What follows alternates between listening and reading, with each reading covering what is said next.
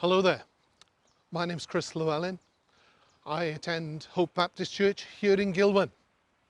You've just seen on the top of the hill there, the lonely shepherd. It's just a rock. He stands as a guardian over this beautiful valley and over the village of Gilwern. At the moment, because of the lockdown and the COVID-19 crisis, we are an online church. And we hope that this video message will bless you wherever you are today.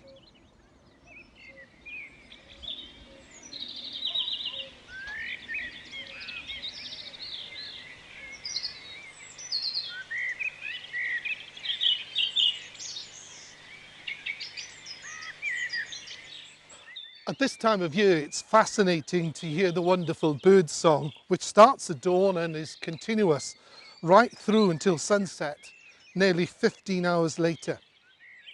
From the cacophony of sounds you've just heard, maybe you were able to recognize some of the individual bird song.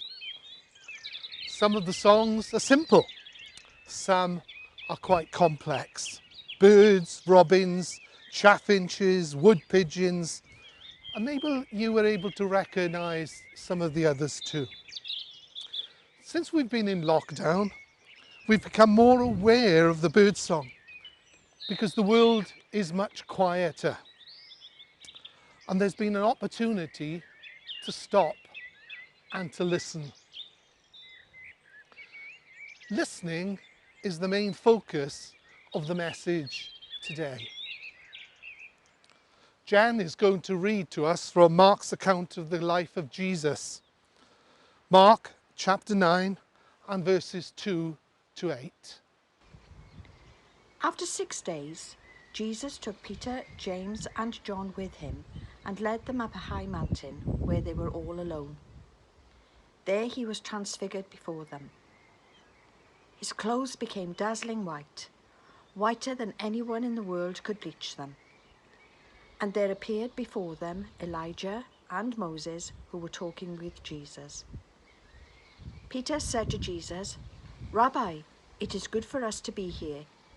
Let us put up 3 shelters, one for you, one for Moses, and one for Elijah."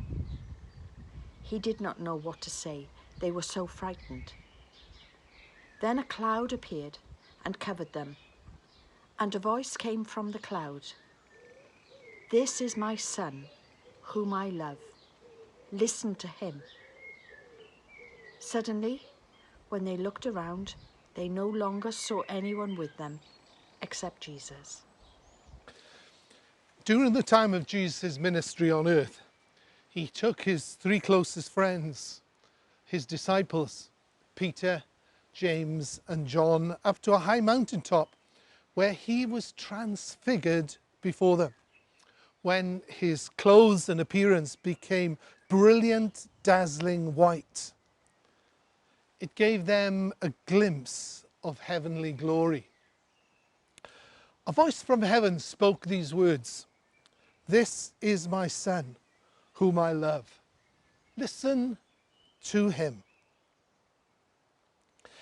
In the late 60s, I became the first person in my family to pass the 11 plus and attend the grammar school. There were many new subjects on the curriculum to experience and to learn. Woodwork, technical drawing, RE, music, and French. I remember being selected to be in the French pantomime and had a role which was perfect for me. Yes, that's me, the rabbit in the picture. It was a typecast role for me, not because of the size of my ears, but because rabbits don't say anything. And my knowledge of French was extremely limited anyway. One word I do remember, however, was écoutez. As in every lesson, the young female French teacher seemed to be continually screeching this word, écoutez, écoutez, écoutez. Of course, it means listen. And the teacher's frustrations were mostly directed at me. These days, I regret not listening in those lessons. I could have learned so many useful phrases which would now be beneficial on our visits to France. In the Bible, the words listen and hear are used over 450 times, right from the beginning in Genesis through into the New Testament. God speaks, and he obviously wants us to listen as he has something of great importance to say to us. Is there a difference between listening and hearing? These two words seem to overlap in their meaning. Hearing, as we know, is one of our five senses. But the act of listening suggests that we have to engage and respond to what we actually hear with our ears. Since I've been wearing hearing aids, I am aware of the improvement in the quality of sound that I hear. But Jan, my wife, says that they haven't necessarily improved the level of my listening. I suppose I'm still guilty of having what we call selective hearing, only hearing and responding to the things I actually want to hear. In the book of Hebrews in the New Testament, the opening words of the book are these. In the past, God spoke to our ancestors through the prophets at many times and in various ways. But in these last days, he has spoken to us by his Son, whom he appointed heir of all things, and through whom he also made the universe. Did you hear the words?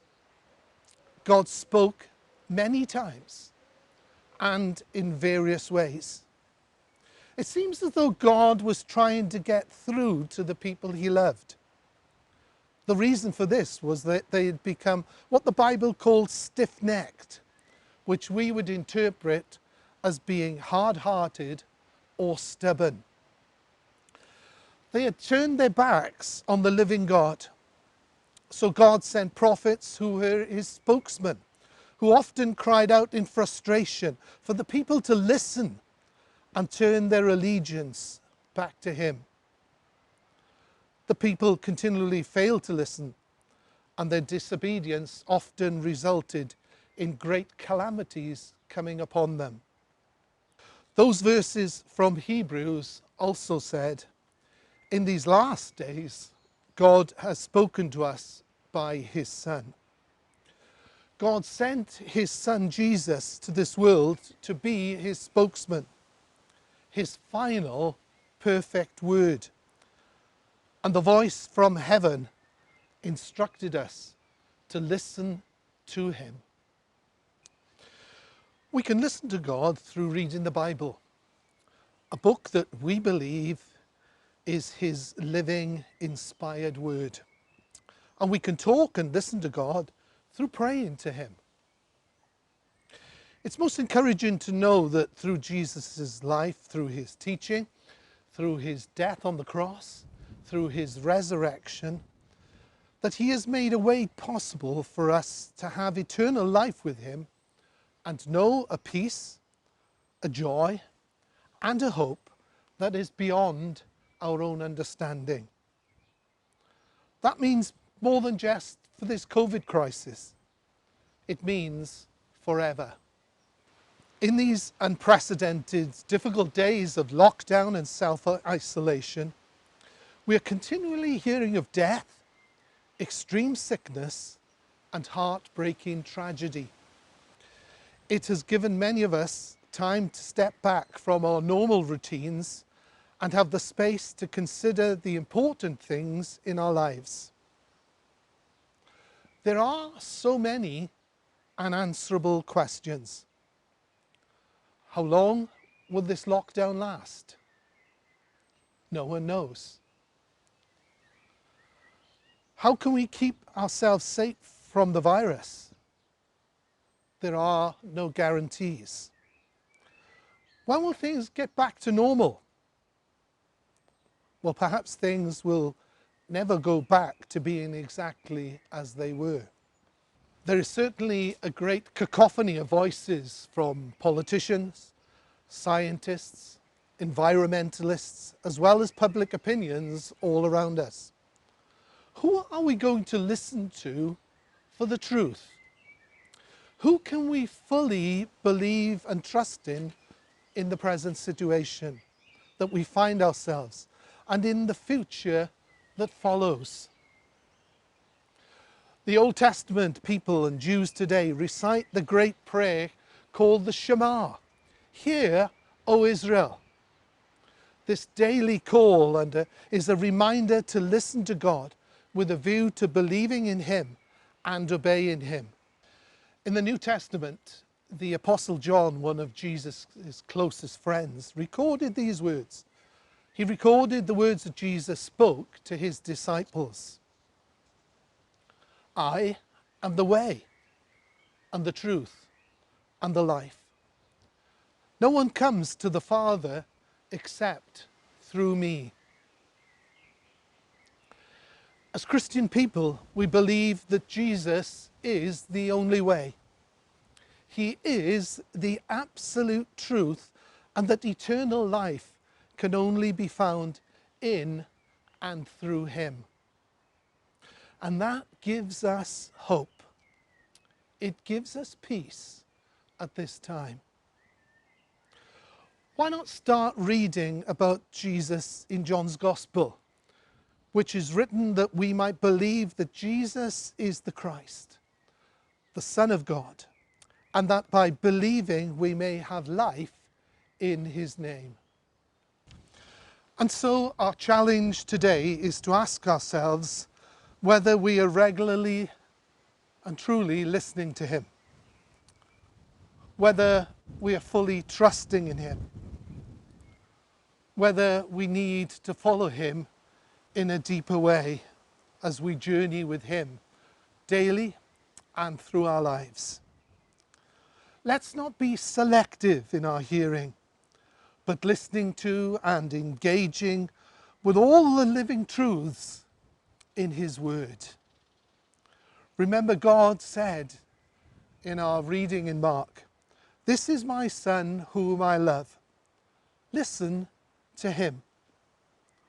So, let's actively listen to Him. I pray that in these times that we might all know the wondrous love of Christ, to hear and listen to His tender voice, assuring us that He is an ever-present help in times of trouble. May the Lord bless you and keep you. May the Lord make His face to shine upon you and be gracious unto you. May the Lord lift up the light of His countenance upon you and give you His peace now and forevermore. Amen. Oh, wondrous love that will not let me go. I cling to you with all my strength and soul. Yet if my hold should ever fail, this wondrous love will never let me go.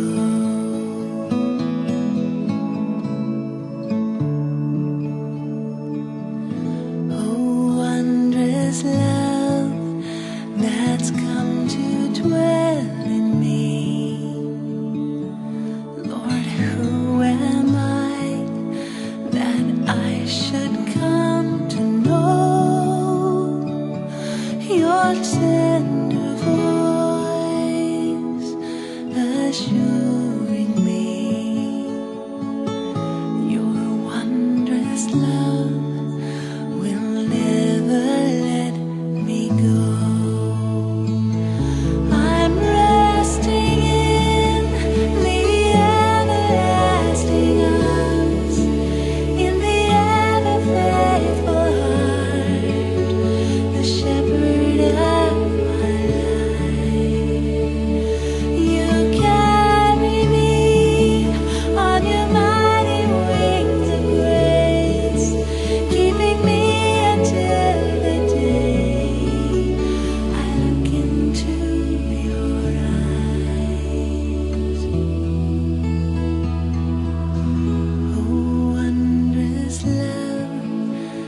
sings of Calvary,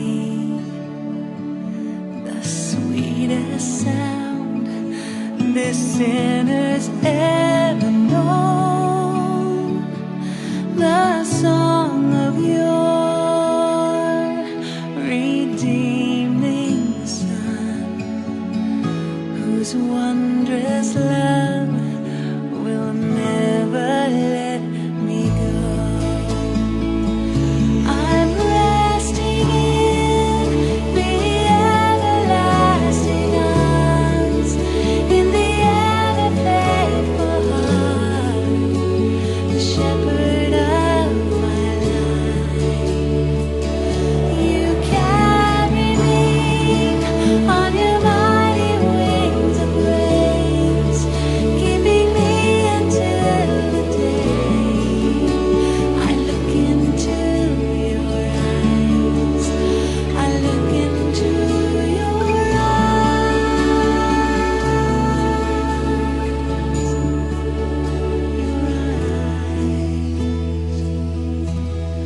Oh, wondrous love that rushes over me. I can't escape this river's glorious flow. You overwhelm my days with good. Your wondrous love